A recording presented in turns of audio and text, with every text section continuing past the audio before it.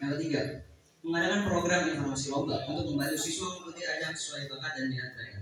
Sekian, terima kasih.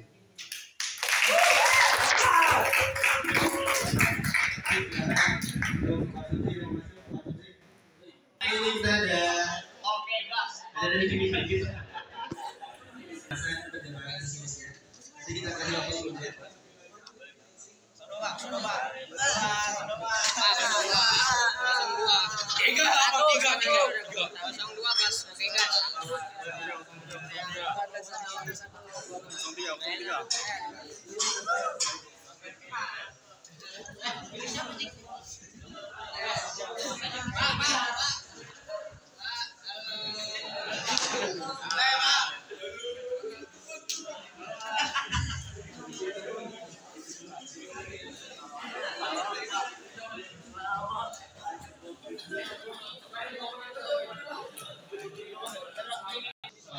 Anda berbicara pelan.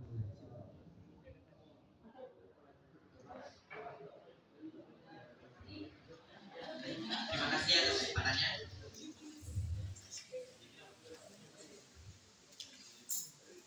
Lanjut ya Bapak.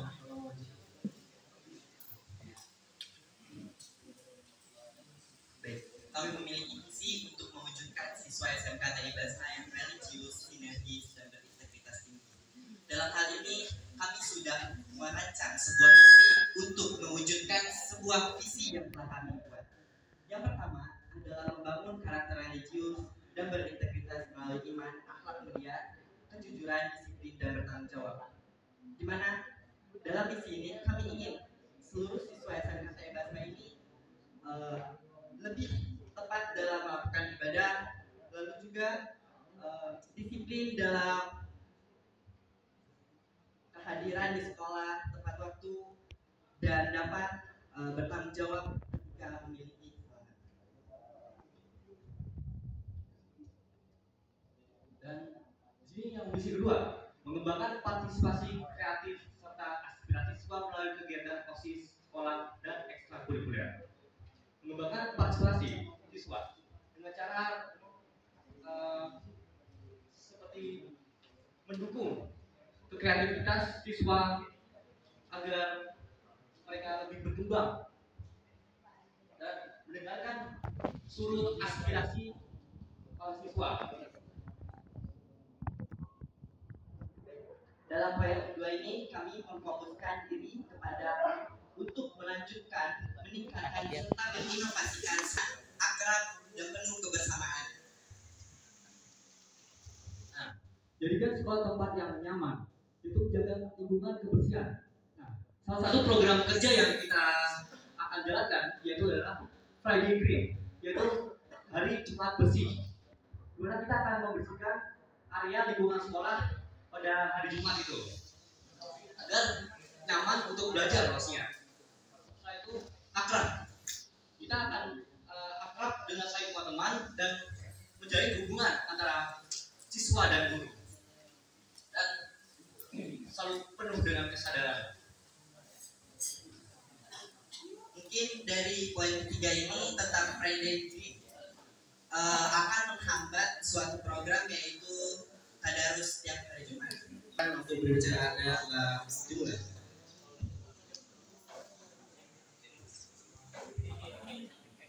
Kami menjelaskan visi dan misi kami. Visi kami menjadikan organisasi intrasekolah sebagai wadah yang melahirkan siswa berkarakter rapi, bersih, serta unggul di bidang akademik. Kenapa kita memilih rapi dan bersih? Karena rapi dan bersih adalah hal kecil, tapi berdampak sangat besar kepada lingkungan dan diri kita sendiri. Serta selain itu, rapi dan bersih dalam siswa biasa berpenampilan rapi dan bersih. Kita bisa rapi dan bersih. Kita bisa mengirim itu dengan semangat belajar. Jadi kita nyaman untuk belajar. Contohnya kita bayangkan setiap kita pagi ke sekolah, kita berpenampilan rapi, ada ribut lengkap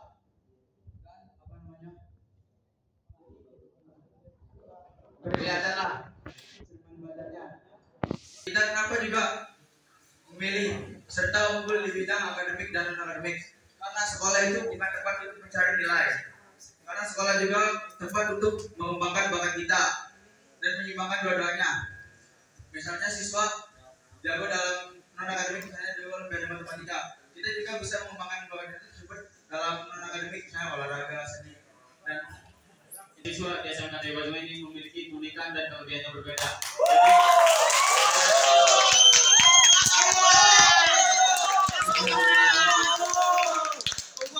Salah satu program kita adalah menyediakan mading gembira, yaitu di mana mading tersebut diisi tempelan-tempelan prestasi-prestasi dan progres siswa. Dan di misi pertama juga kita memiliki program yaitu Jumat Bersih dan perlombaan kebersihan antar kelas. Jadi dan perlombaan antar kelas itu adalah yang kelas tersebut rapi selama 1 semester, kalau pulang dipiketin itu yang lain menjadi menang dalam perlombaan kebersihan antar kelas itu. Mungkin sekian dari kami. Kurang lebihnya mohon maaf. Wassalamualaikum warahmatullahi wabarakatuh.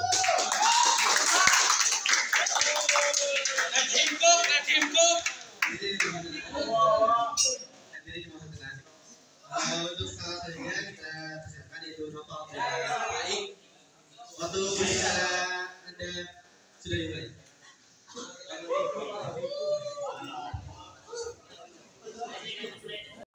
Nomor 23. Jadi visi kita itu menjadikan organisasi sekolah sebagai jembatan aspirasi serta pengembangan bakat, kreativitas dan prestasi siswa. Kenapa saya di sini mencantumkan aspirasi?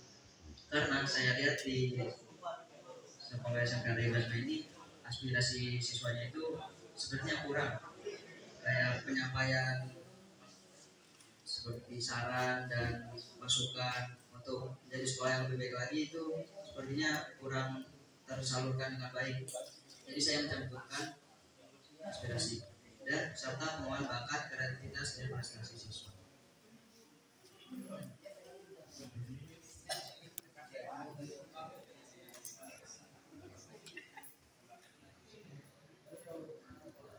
Yang misi yang akan kita jalankan dengan masa periode 2025-2026 adalah yang pertama adalah as the leader we must listen to the voice of the people because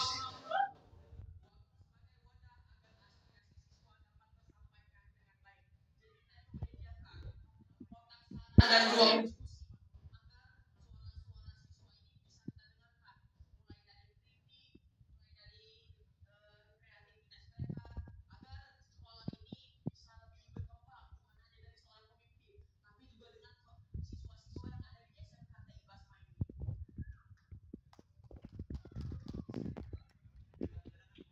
Belajar bersama yang bersifat kolaboratif dan terbuka.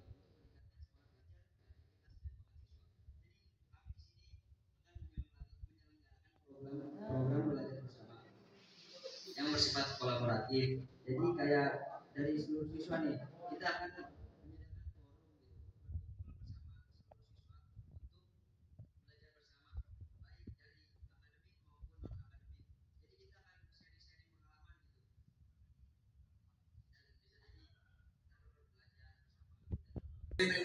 untuk aturannya. Jadi akan kami beri jadwalnya dan untuk masing-masing calon bisa menjawab dalam waktu 5 menit dan berkomentar atas jawaban paslon lain sebanyak 2 menit dan menanggapi komentar tersebut selama 1,5 menit. Bisa dipahami? Dan untuk tadi ya akan saya tunjukkan kapan waktu untuk pertanyaan. Oke, kita mulai dari pertanyaan pertama yang akan dijawab oleh paslon nomor 1 terlebih dahulu, lalu paslon nomor 2 dan paslon nomor 3. Pertanyaan pertama, dalam pelaksanaan misi-misi pasti memerlukan anggaran dan juga izin dan kerjasama yang bisa melaksanakan visi-misi tersebut. Jika ketiga hal itu tidak tersedia ataupun salah satunya, apa yang akan kalian lakukan? Contoh anggaran, lalu dalam hal izin, dan ketiga kerjasama. Silakan paparkan jawaban tersebut. Masalah nomor 1, waktu kita jika anggaran tidak disetujui atau dalam kemungkinan kita kami dari OSIS akan membuka suatu seperti usaha penjualan kecil-kecilan untuk menambah biaya, atau kita akan mencari sponsor dari luar untuk menambah biaya juga. Untuk belajar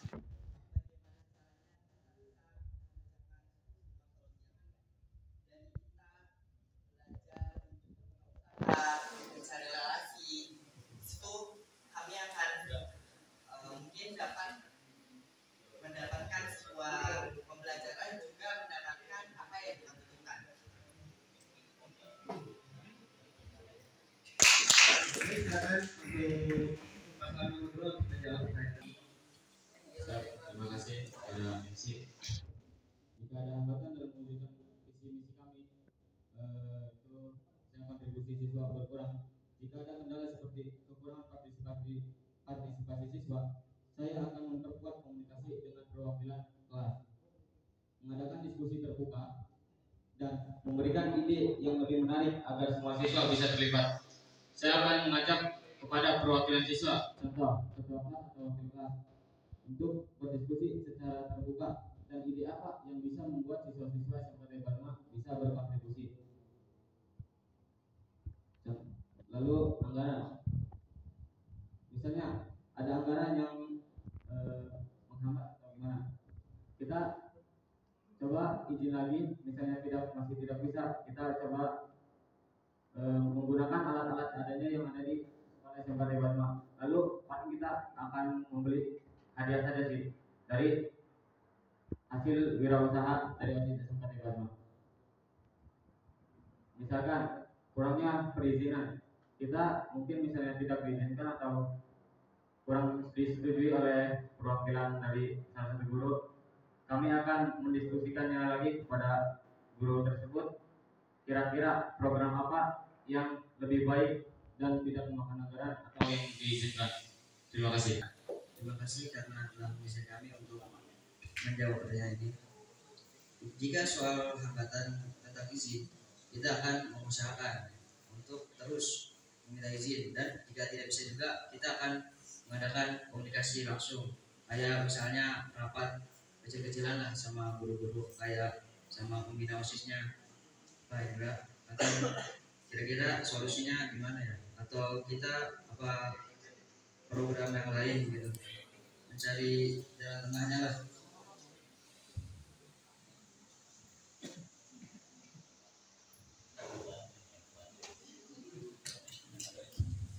Oke, sebelumnya saya akan menyanggah pada paslon 3 terlebih dahulu. Untuk paslon yang ketiga, masalah uang kas OSIS. Untuk saat ini OSIS tidak pernah membebankan anggota-anggotanya untuk meminta uang. Ya.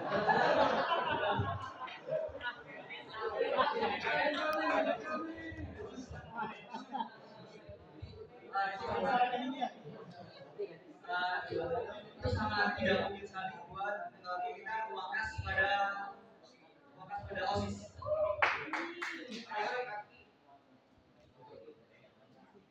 Untuk paslon 2 mungkin tidak ada dulu.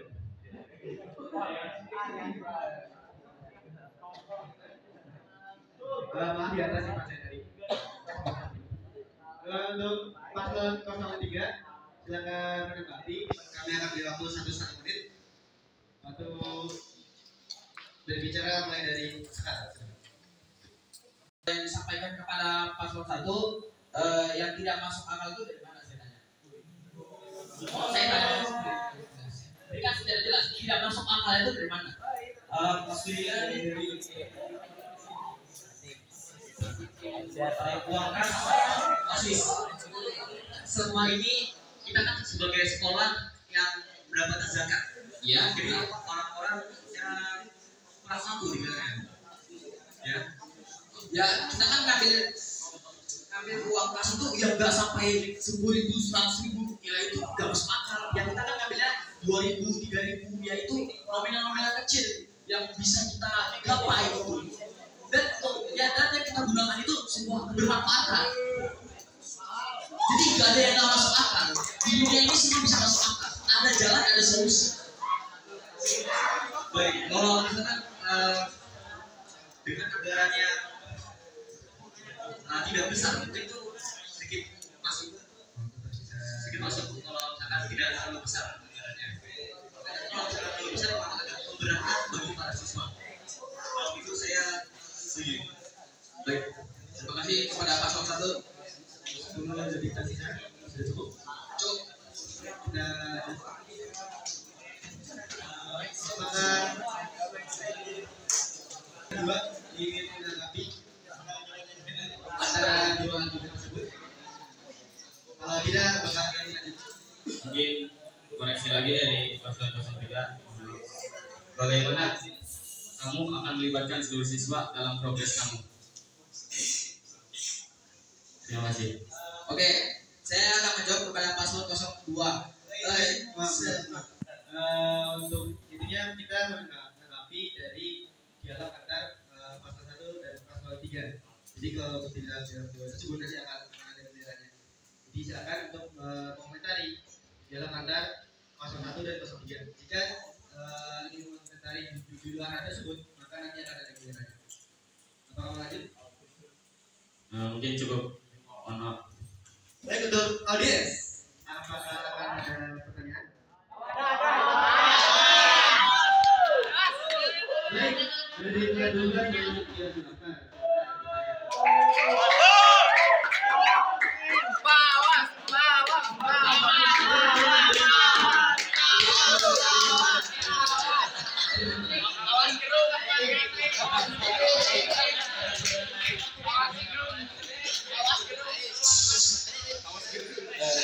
Sebenarnya saya cuma permisi pertanyaan sama saya kalau sudah apa dari kelas 12.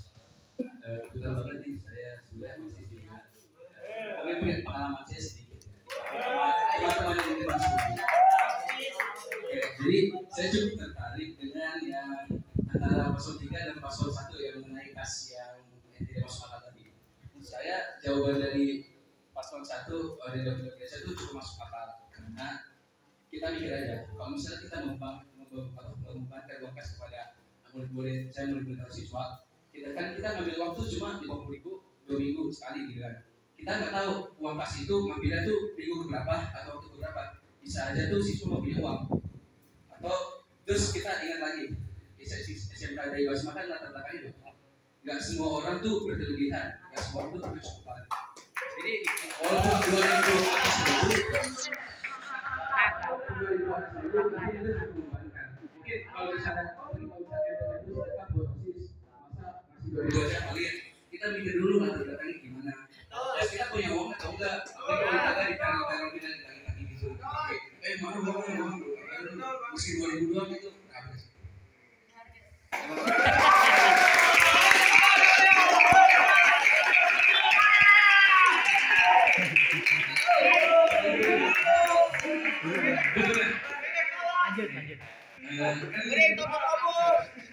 Pasal 3 itu saya menarik karena wakilnya itu dari kelas 10 yang baru beberapa bulan masuk SMK di Basma. Yang mana kan dibandingkan sama paslon-paslon lain yang itu punya ibarat experience di Basma sebagai OSIS juga kan. Jadi mereka tahu di seluruh dulu di SMK di Basma kayak gimana. Jadi pertanyaan saya adalah apakah Anda bisa meyakinkan kepada saya kalau visi-misi Anda itu cocok untuk SMK di Basma?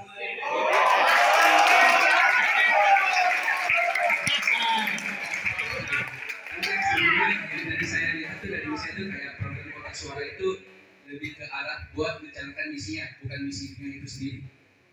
Oke, saya sudah misinya kali 5 balik.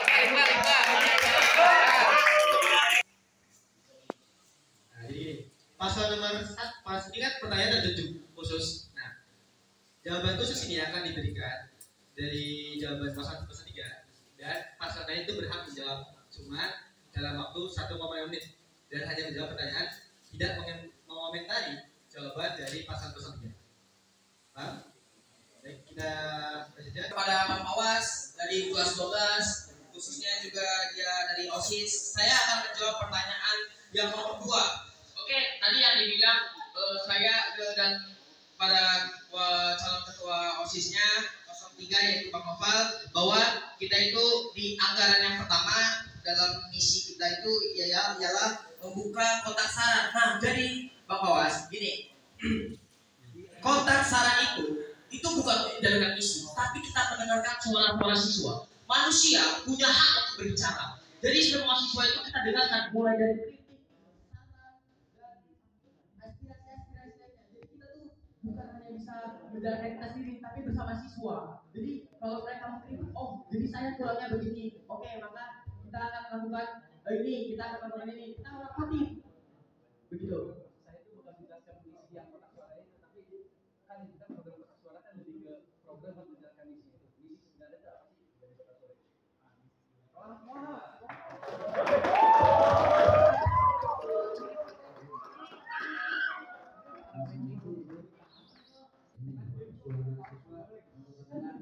Jadi bisa memberikan saran ke OSIS gitu, kira-kira apa yang kurang dan saran untuk apa yang kira-kira ditambahkan untuk menjadi lebih baik lagi. Terus yang pertama tuh yang uang kas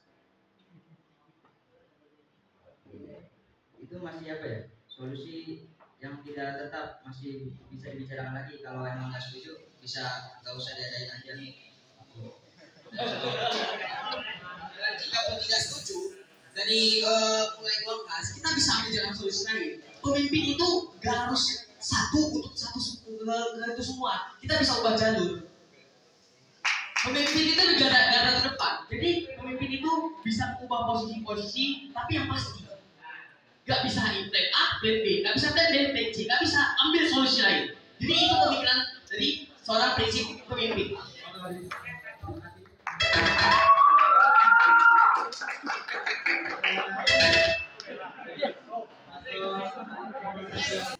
Pelanggaran akurasi kerap kali terjadi di SMK TIB, mulai dari pelanggaran ringan hingga berat.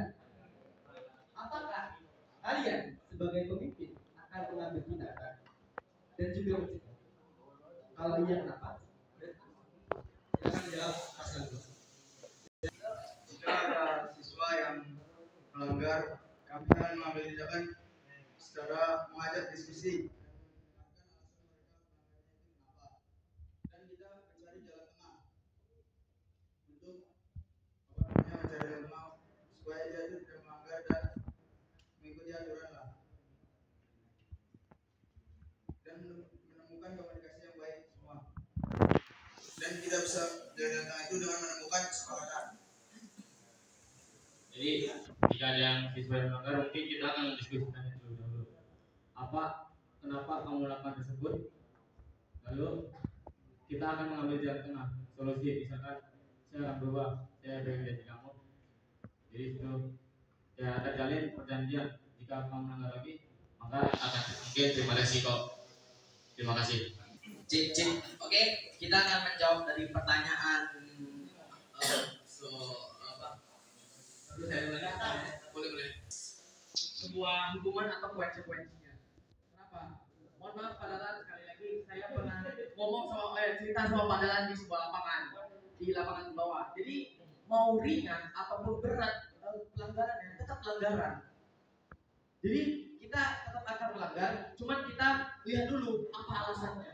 Dan kalau alasannya masih masuk akal, maka kita akan memberikan sebuah keringanan sedikit dari konsekuensinya itu. Tapi kalau misalnya, maaf saya melanggar, misalnya saya telah sekolah gara-gara saya melanggar kamu, itu sebuah kesalahan dia. Kenapa dia bisa telat kamu?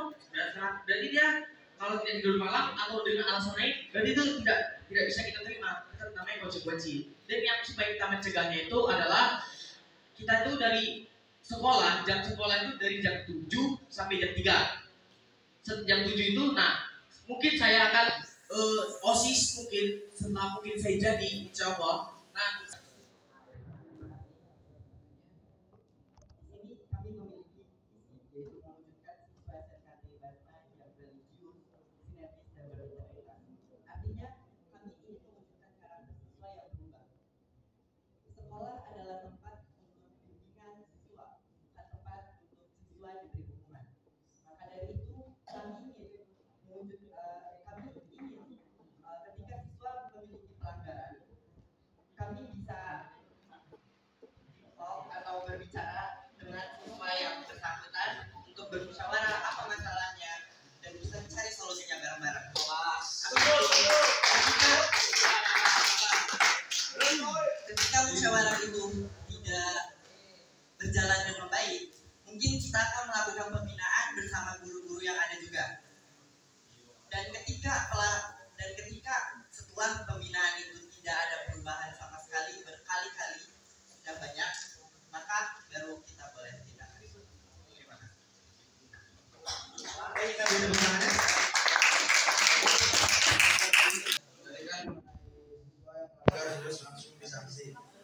Misalnya siswa tersebut udah disanksi nih, tapi tetap melanggar. Nah, tindakan apa yang dilakukan?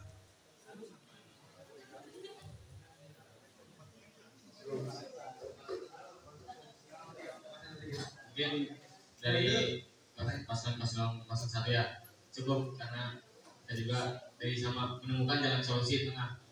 Kenapa? Karena komunikasi yang baik apa ya? Kita tuh percaya bahwa komunikasi yang baik itu bisa menemukan jalan tengah yang baik juga. Terima kasih.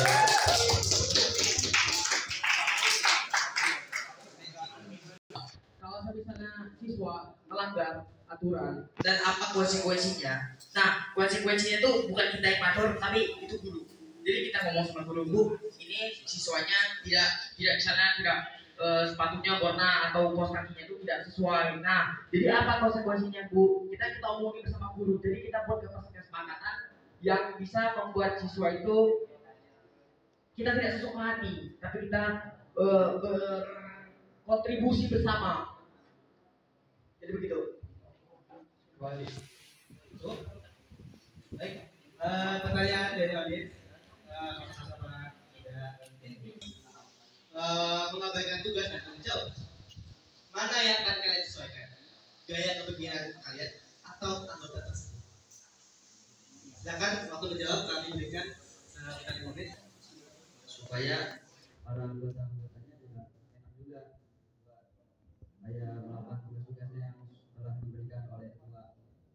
Dan kita akan komunikasikan lagi seperti apa sih kira-kira yang anggota-anggota mau.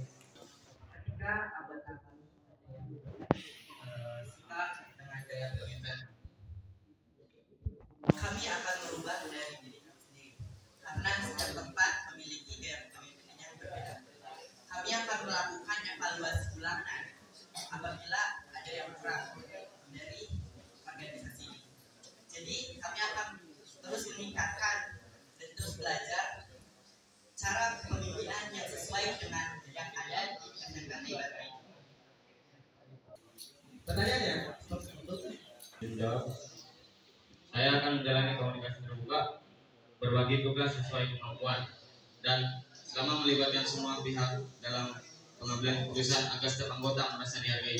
Jadi saat ada anggota mungkin yang saya keberatan melakukan hal tersebut, jadi kita mungkin akan rapat kecil-kecilan dengan anggota OSIS, lalu menentukan kira-kira apa tugas yang cocok sama dia dan apa yang kira-kira dia mau. Jadi kita juga mendengarkan semuanya dari anggota OSIS, bukan hanya kepemimpinan kita saja.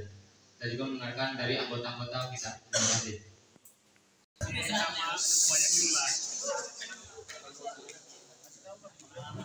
kasih atas kesempatannya. Izin saya bertanya.